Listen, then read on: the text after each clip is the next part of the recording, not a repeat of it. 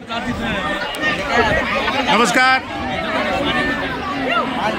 Just look news मध्ये आपलं सहर्ष स्वागत आहे। आज आपण या ठिकाणी आलेलो आहोत। हा आहे परिसर, नालेगावचा परिसर आहे आणि हे जे दृश्य आपण पाहत आहोत, या दृश्यामध्ये आपल्याला जे काही दिसतं हे अवर्णनीय आहे।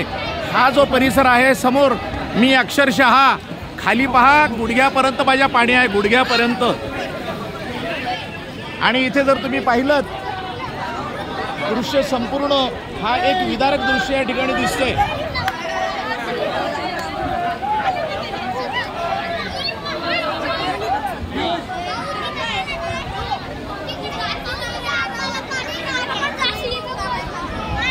हा अहिल्यानगरचा नालेगाव परिसर आहे आणि समोरच तुम्हाला अमरधाम दिसेल। हा अमरधामच्या समोरचा हा रोड आहे, कल्याण रोड आहे, शिवाजीनगर रोड आहे।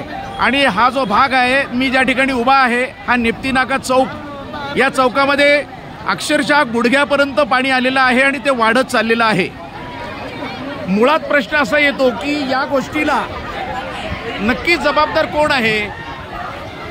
महानगरपालिका प्रशासन की आपणच? आपण ज्या वेळेला सीना नदी बघतो, सीना नदीचं पात्र जर आज पाहिलं तर ते अतिशय छोटं पात्र झालेलं आहे आणि ते सीना नदी राहिलेली नसून एक सीना नाला झालेला आहे।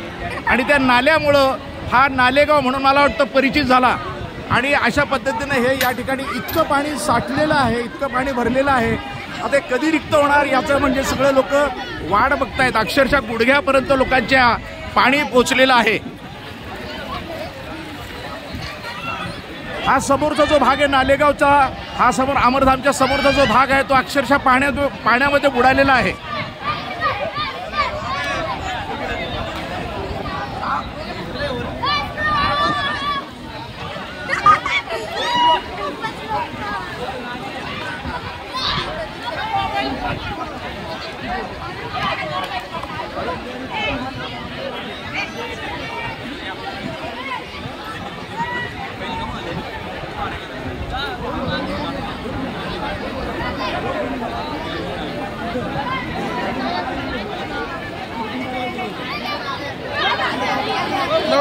मी जर्नलिस्ट सूफी सय्यद।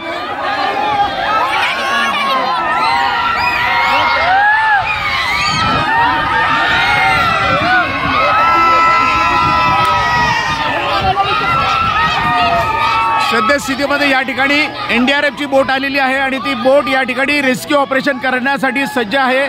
ही जी बोट तुम्ही बघत आहात, घराघरामध्ये पाणी शिरलेलं आहे। अक्षरशः लोकांच्या जीवितहानी होऊ नये म्हणून या ठिकाणी ही बोट आणून ठेवलेली आहे आणि ते प्रत्येक घरामध्ये जाऊन रेस्क्यू ऑपरेशन करण्यासाठी ही जी बोट आपण बघत आहोत।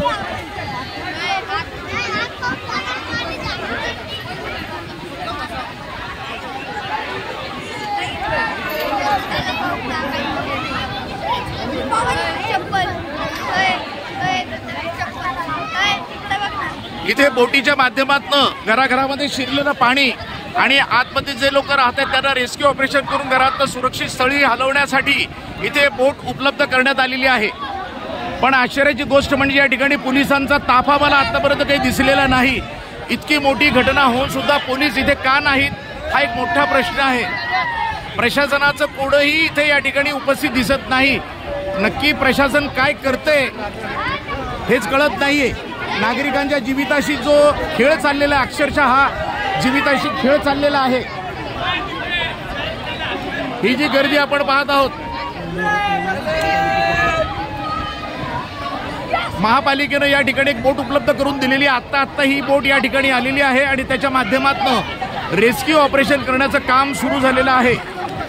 लोकांच्या जीविताचं नुकसान होऊ नये, जीवितहानी होऊ नये म्हणून या ठिकाणी महापालिकेने एक बोट उपलब्ध करून दिलेली आहे।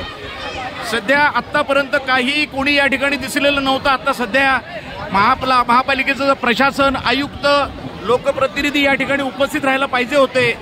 ही जी परिस्थिती या ठिकाणी आपण बघतो, याला जबाबदार कोण आहे त्याचं उत्तर प्रशासनानं, लोकप्रतिनिधीनं आणि नागरिकांनी द्यावं ही मी अपेक्षा व्यक्त करतो। Journalist Sufi Sayyed, just look news, Ahilyanagar.